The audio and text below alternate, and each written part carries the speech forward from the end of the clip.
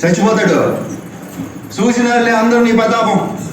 ఇప్పుడు ఏంటి, వీళ్ళందరినీ నువ్వు కొట్టినావని చెప్పి నేను వాళ్ళు కలుపుకోవాలా?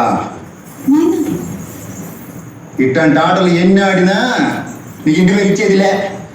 నువ్వు ఎప్పటికీ ఒక్క పుష్పరాజే.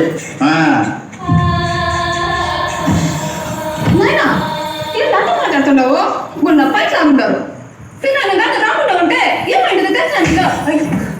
ఎవరమ్మా నీ చిన్నాయన? నీ చిన్నాయన అంటే ఈడు మా అమ్మకి నాయనకి పుట్టినాడు. వాళ్ళు నీ బయట లాగినప్పుడు నా పరువు పోలే. అందరి ముందు రాని చిన్నాయన కృష్ణ చూడు, అప్పుడు పోయిందంట పరువు. యో ఏం బా, బిడ్డని కాపాడాడని మర్యాద కూడా లేకుండా అట్లా మాట్లాడుతున్నావే. ఏంది కాపాడినాడా? వాడు కూడా ఇంటి అవకాశం కోసం ఎదురు చూస్తూ ఉన్నాడు కదా. సొంత దొరికినది. ఆడవేషంతో పాటు సినిమా వేషం కూడా కట్టేసినాడు. ఇప్పుడు కాపాడినట్టు డ్రామాలు ఆడుతున్నాడు. యో పెద్ద మంచి, ఇదంతా డ్రామాలో కనిపిస్తుండదా నీకు?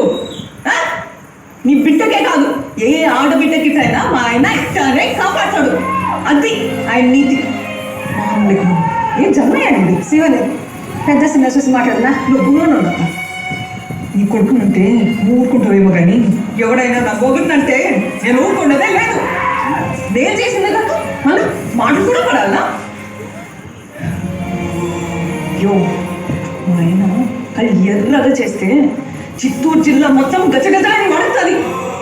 అట్టంటి కళ్ళు నేను చూసినానంటే అది కూడా నీ వల్లే. ఆ పొద్దు కూడా అంతే. పెళ్లి చూపులు కానీ వచ్చినప్పుడు మా అన్న కళ్ళు ఈ పొద్దు కూడా అంతే. బిడ్డ పుడుతున్నాడమ్మా అంటే ఏ మొగుడైనా ఆనందపడతాడు కదా. కానీ నా మొగుడు ఏడ్చినాడు. అది కూడా నీ వల్లే. కుమరండమ్మ వాడికి బిడ్డ ఉండాలి.